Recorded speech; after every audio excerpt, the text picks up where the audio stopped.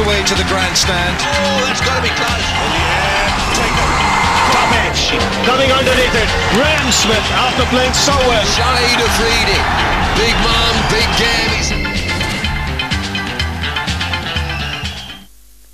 Welcome back खवातीन और एक बार फिर खुशामदीद। आप देख रहे हैं वैल्यू टीवी पर वर्ल्ड कप 2011 इंजमामुल हक के साथ।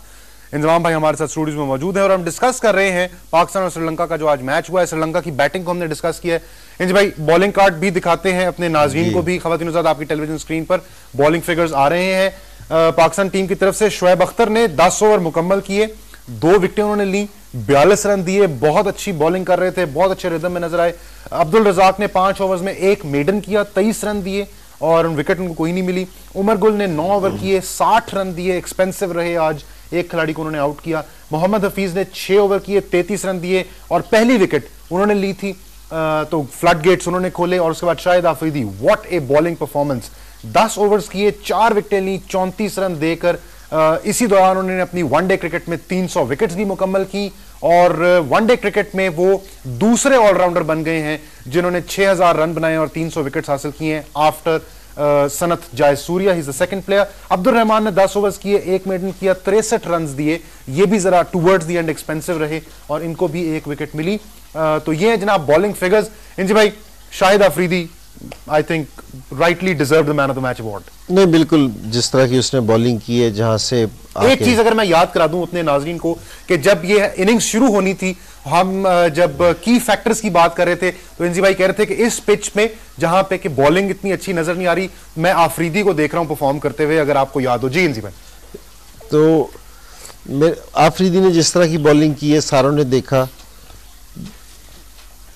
जिसमें right arm leg spinner rhythm में हो और जिस तरह की बॉलिंग आफरीदी करता है कि जी तेज करता है। यूजुअली अगर आप राइट आर्म लेग स्पिनर देखो ना, वो फ्लाइट्स के साथ बॉल करते हैं, इस तरह करते हैं। ठीक, जहां इस स्पेस का बॉलर बॉलिंग कर रहा हो और पिच उसको थोड़ी सी हेल्प करे, तो मैं एज ए बैट्समैन आपको बता रहा हूँ कि जी बहुत मुश्किल रहती है। आज उसकी बॉल ने ड्रिफ्ट भी हो रही थी, सही, स्पिन भी हुआ, जिसपे उनका वो बैट्समैन एक आउट भी हुआ है, समरा वीरा, सही, जो स्पिन हुआ कि जी बॉल हवा में ड्रिफ्ट हुई और थोड़ी सी बॉल आज है ना ग्रिप कर रही थी क्योंकि बैट पे पूरे तरीके से नहीं आ रही थी।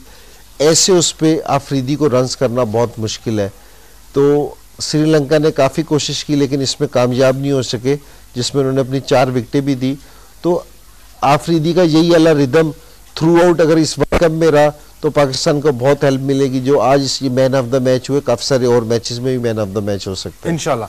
शाहिद आफरीदी ने वर्ल्ड कप में अब तक 9 विकेटें हासिल कर ली हैं इस वर्ल्ड कप में और इस वक्त वो सबसे टॉप पे है नंबर ऑफ विकेट्स के हिसाब से। 9 विकेटें सबसे ज्यादा विकेट्स हैं। 8 विकेटें ली हुई हैं मिचेल जॉनसन ने, उन्होंने 4-4 विकेट्स ली थी दोनों मैचेस में और शाहिद आफरीदी ने पहले मैच में 5 विकेटें ली। वहां पर मैन ऑफ द मैच नहीं बने थे, उमर अकमल की नॉक की वजह से उनको मैन ऑफ द मैच मिला था, लेकिन आज शाहिद आफरीदी जो है वो मैन ऑफ द मैच बने हैं। भाई शाहिद भाई की हमने बात की है। शोएब अख्तर 10 ओवर उन्होंने मुकम्मल किए, बहुत क्वेश्चन मार्क था उनकी फिटनेस के ऊपर। कैसे देख रहे हैं आप उनकी बॉलिंग? नहीं, उसने प्रूव किया इस चीज़ को कि जितने भी लोग थे कि जो उसके मुतल्लिक राय थी कि ये 10 ओवर नहीं कर सकता या फिट नहीं है, तो उसने अपनी सिलेक्शन को दुरुस्त साबित किया।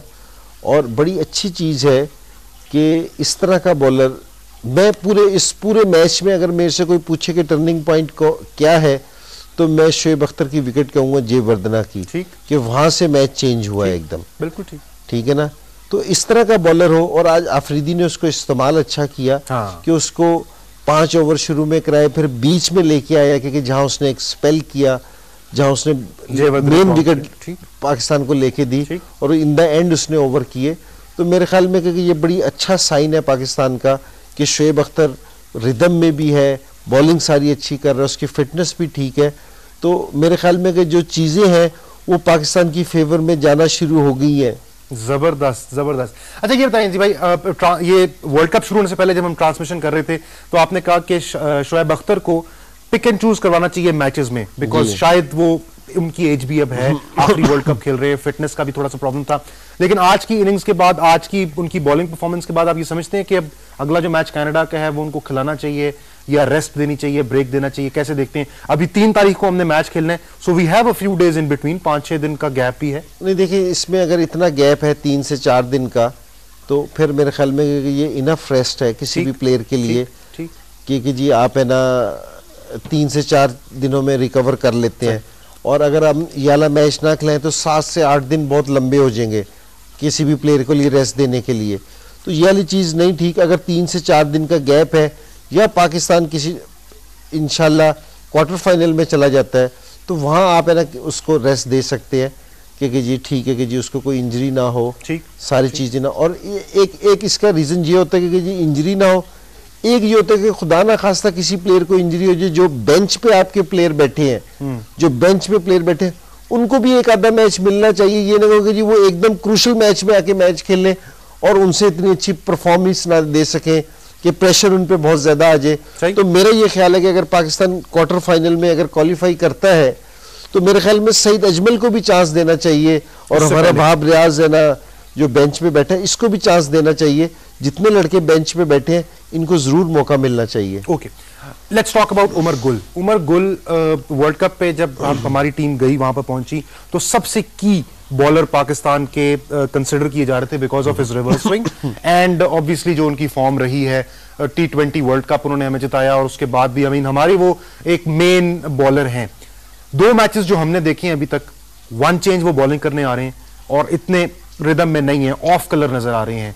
ऐसी सिचुएशन को ब्रेक करने के लिए क्या करना चाहिए? उनसे अटैक कराया जाए, वो आके अटैक करें बॉलिंग, या उनको रेस्ट दिया जाए? कैसे, क्यों, क्या देख रहे हैं आप? नहीं, सबसे पहली चीज तो ये है कि जी उनको कप्तान की, अब आपका मेन बॉलर है कि जी आप वर्ल्ड कप में एक आदमी से मेन बॉलर के तौर पे जा रहे हैं, 1 से 2 मैच में उससे परफॉर्मेंस नहीं हुई तो इसका मतलब ये नहीं है कि जी वो बॉलर बुरा हो गया या क्या हो गया। हाँ, 1 से 2 मैचों में किसी से भी परफॉर्मेंस नहीं हो सकती, ऑफ कलर नजर आ सकता है। उस टाइम उस प्लेयर को कॉन्फिडेंस की जरूरत होती है क्योंकि जी कैप्टन का और मैनेजमेंट का उसको कॉन्फिडेंस मिले।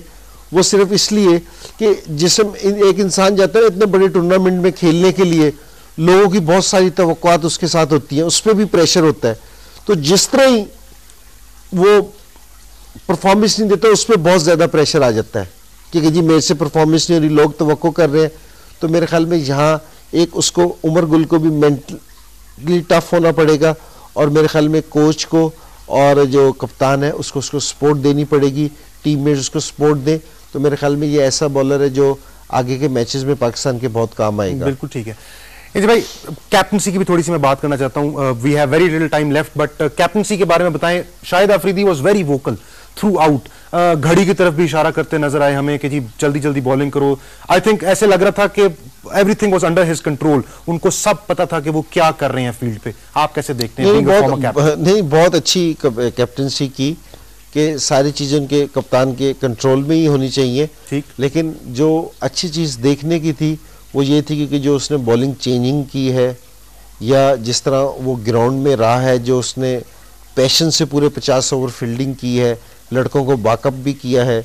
तो अगर किसी से कोई मिसफील्ड हो जाए या बॉलर से बुरी हो जाए तो बॉलर से जाके बात करना, या इस तरह का रिस्पांस ना देना कि बॉलर को कि जी कप्तान को बहुत बुरी चीज लगी है ये। जितना आप इस चीज को कंट्रोल करेंगे उतना अच्छा है। तो आज आफरीदी की बड़ी अच्छी चीजें देखी कि जी उसने बॉलिंग चेंजिंग बहुत अच्छी की, जिससे मिसफील्ड भी हुई है, कैच भी हुए, उसने कूल रहा। तो मेरे ख्याल में ये अच्छी चीजें, ये एक अच्छा उसने साइन दिया अपनी टीम वालों को, कप्तान इनके साथ है। कप्तान का काम ये है कि जिसम किसी से बुरा हो जाए तो उस प्लेयर को ये लगे कि कप्तान मेरे साथ खड़ा है। ठीक, बिल्कुल ठीक है ना। तो ये अच्छी चीज है। तो मैं ये कह रहा हूँ कि सारी चीजें अल्लाह के फजल से पाकिस्तान टीम के हक में जा रही है इस टाइम। आपने कहा था कि श्रीलंका को श्रीलंका में हरा देंगे, तो मॉरल विक्ट्री है, वो हमने अचीव की है आज।